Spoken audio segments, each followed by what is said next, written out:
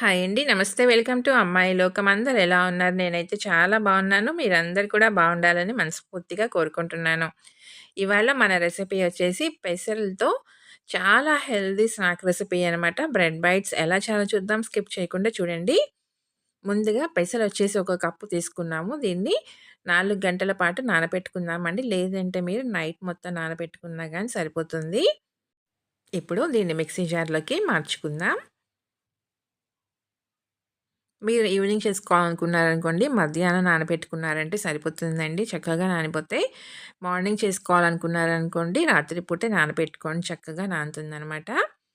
ఒక చిన్న అల్లం ముక్కని ఇలా కట్ చేసుకొని వేసుకున్నాము. 2 పచ్చిమిర్చి, కొంచెం కరివేపాకు, ఒక టీ స్పూన్ జీలకర్ర, ముందుగా ఒక అరకప్పు నీళ్లు వేసి గ్రైండ్ చేసుకుందామండి. తర్వాత ఇంకొక అరకప్పు నీళ్లయితే యాడ్ చేశాను నేను. మొత్తం ఒక కప్పు నీళ్లు పట్టినియనమాట.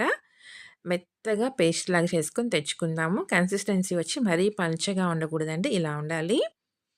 ఒక టేబుల్ స్పూన్ దీంట్లో బియ్యం పిండి వేసుకొని దీన్ని మొత్తం మంచిగా కలుపుకుందాము. దీనివల్ల మంచి క్రిస్పీనెస్ వస్తుందండి. రుచికి తగినంత ఉప్పు,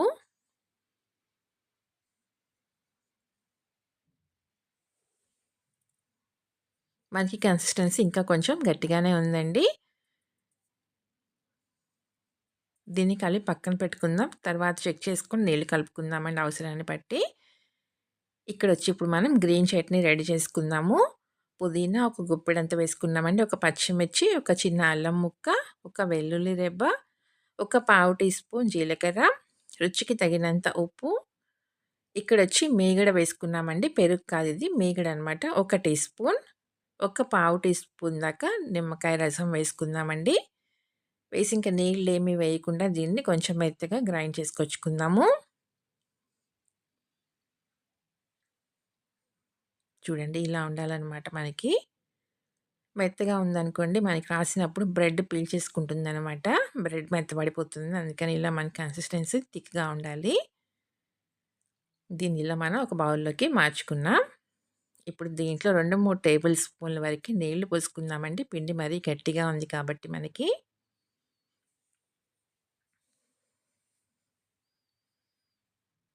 నీళ్లు వేసి మంచిగా కలిపేసుకుందాము. ఒక పావు టీ స్పూన్ మిరియాల పొడి వేసుకుందాము. కొంచెం ఇంగువ. మొత్తం మంచిగా కలుపుకుందామండి.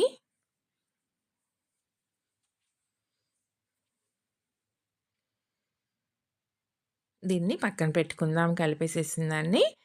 ఇక్కడొచ్చేసి మొత్తం మనం 6 స్లైసులు తీసుకున్నామండి. ఇక్కడ ముందుగా 4 స్లైసులు మనం కట్ చేసుకొని పెట్టుకుందాము. తర్వాత ఇంకొక 2 స్లైసులయితే యూజ్ చేసుకున్నామనమాట. మీకు కావాల్సిన క్వాంటిటీ తగినట్టుగా బ్రెడ్ అనేది అడ్జస్ట్ చేసుకోండి. దీనికి 4 పక్కల ఉన్న ఎడ్జెస్ మనం తీసేసుకుందాము బ్రౌన్ పార్ట్ అనేది. వీటినేమి మనం పడేయాల్సిన అవసరం లేదండి. తర్వాత బ్రెడ్ క్రమ్స్‌గా మనం యూజ్ చేసుకోవచ్చనమాట. యూజ్ చేసుకొని ఫ్రిడ్జ్‌లో పెట్టుకున్నామనుకోండి బ్రెడ్ క్రమ్స్ తయారు చేసుకొని, మనం తర్వాత ఎప్పుడైనా బ్రెడ్ క్రమ్స్ రెసిపీస్ చేసుకునేటప్పుడు వాటిని వాడుకోవచ్చనమాట. ఇలా తీసుకున్న బ్రెడ్‌నొచ్చేసి మనం రెడీ చేసుకున్న పుదీనా చట్నీ అప్లై చేద్దామండి.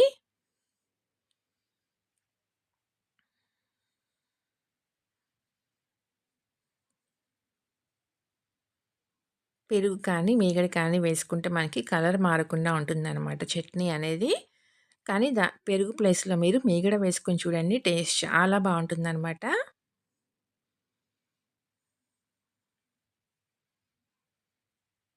ఇలా అప్లై చేసుకున్న తర్వాత పైన ఇంకొక స్లైస్ పెట్టి దీన్ని క్లోజ్ చేసేసుకుందామండి. చేసి దీన్ని 4 పీసులుగా నేను కట్ చేశాననమాట.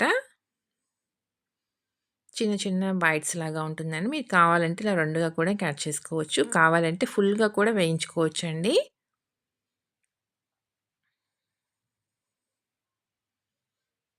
అంతేను. చూసారు కదా! చాలా ఈజీ అనమాట. టేస్ట్ అయితే చాలా అంటే చాలా బావుంటుంది.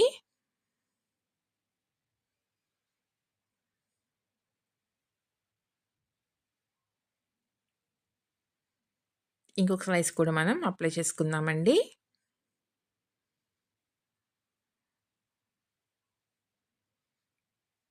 నిమ్మరసం అనేది ఒక పావు టీ స్పూన్ వేసుకుంటే సరిపోతుందండి. ఇంక అంతకంటే ఎక్కువగా వేసుకోవద్దు. పులుపు అనేది డామినేట్ అయిపోతుందనమాట.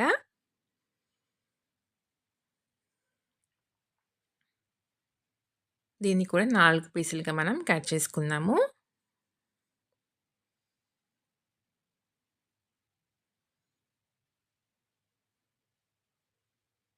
శనగపిండితో పని లేకుండా ఇలా చక్కగా మనం పెసరపిండితోనే చాలా ఈజీగా చేసుకోవచ్చండి. టేస్ట్ కూడా చాలా బావుంటుందనమాట.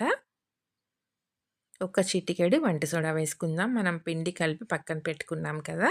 దాంట్లో వేసేసుకొని మొత్తం మంచిగా కలుపుకుందామండి. ఇప్పుడు ఈ బ్రెడ్ ముక్కలనొచ్చేసి ఒక్కొక్కటిగా మనం డిప్ చేసుకొని నూనెలో వేసుకోవటమేనండి అంతేను. మొత్తం అన్ని పక్కల మంచిగా పిండి కోటయ్యేటట్టుగా తీసుకుందాము. నూనె వేడెక్కిన తర్వాత పట్టినన్ని వేసుకొని ఒక్కొక్కటిగా చక్కగా 2 పక్కల మంచిగా ఎర్రగా కాల్చి తీసుకుందామండి. స్టవ్ వచ్చేసి లో టు మీడియం ఫ్లేమ్‌లో పెట్టుకొని వేయించుకుందాము.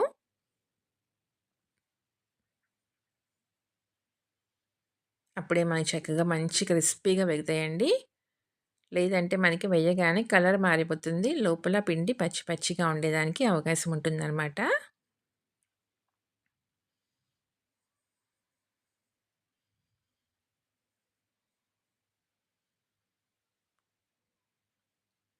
చేసుకోవటం అయితే చాలా ఈజీ అండి. దీనిలో టైం అంతా మనకి ముందుగా పప్పు నానబెట్టుకొని పెట్టుకున్నామంటే చాలా క్విక్‌గా చేసుకోవచ్చనమాట. టేస్ట్ కూడా చాలా అంటే చాలా బావుంటుంది. టొమాటో సాస్‌తో తిని చూడండి. అల్టిమేట్‌గా ఉంటుందండి టేస్ట్ అయితే. ఒక మంచి హెల్తీ స్నాక్ రెసిపీ. మార్నింగ్ బ్రేక్‌ఫాస్ట్‌లో కానివ్వండి, డైలీ చేసేటట్టుగా టిఫిన్ కాకుండా ఇలా ఒకసారి ట్రై చేసి చూడండి. ఈవినింగ్ స్నాక్‌లో కూడా చాలా బావుంటుందండి. మీరు కనుక ఫస్ట్ టైమ్ చూస్తున్నట్లయితే తప్పకుండా సబ్స్క్రైబ్ చేసుకొని చూడండి. అలానే ఇలాంటి ఎన్నో snack recipes, instant breakfast recipes, instant dinner recipes, healthy recipes, అలానే స్టీమ్డ్ రెసిపీస్ చాలా ఉన్నాయన్నమాట మన ఛానల్‌లో. తప్పకుండా చూడండి. నచ్చినట్లయితే మీ ఫ్రెండ్స్‌కి, ఫ్యామిలీ మెంబర్స్‌కి షేర్ చేయండి. చూసారు కదా! మంచి క్రిస్పీగా వేగిపోయినాయండి. తీసేసుకుందాం ఇంకా. అన్నీ ఇలానే మనం రెడీ చేసుకొని తీసుకుందాము. పైన మంచి క్రిస్పీగా, లోపల సాఫ్ట్‌గా చాలా అంటే చాలా బావుందండి టేస్ట్ అయితే. తప్పకుండా ట్రై చేసి చూడండి. మీకెలా వచ్చిందో కూడా నాకు తప్పనిసరిగా కమెంట్ చేయండి. అలానే వీడియో నచ్చినట్లయితే తప్పకుండా సబ్స్క్రైబ్ చేసుకొని ఒక లైక్ ఇచ్చేయండి. మీ ఫ్రెండ్స్‌కి, ఫ్యామిలీ మెంబర్స్‌కి షేర్ చేయండి. ఒకటి ఓపెన్ చేసి చూద్దాము. చూసారు కదా! పైన మంచి క్రిస్పీగా, లోపల పుదీనా చట్నీతో టేస్ట్ అయితే చాలా బావుందనమాట. తప్పకుండా ట్రై చేసి చూడండి. ఈ రెసిపీ అయితే ఇంతేనండి. రేపు ఇంకొక కొత్త రెసిపీతో మీ ముందుకొచ్చేస్తాను. Thank you for watching.